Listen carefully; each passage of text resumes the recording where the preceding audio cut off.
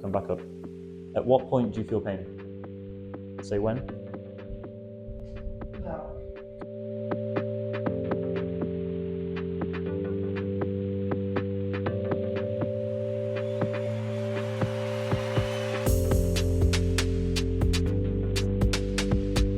Okay, so it's kind of doing this and this. So it's creating some pressure in and around these joints here. So it's a little unstable.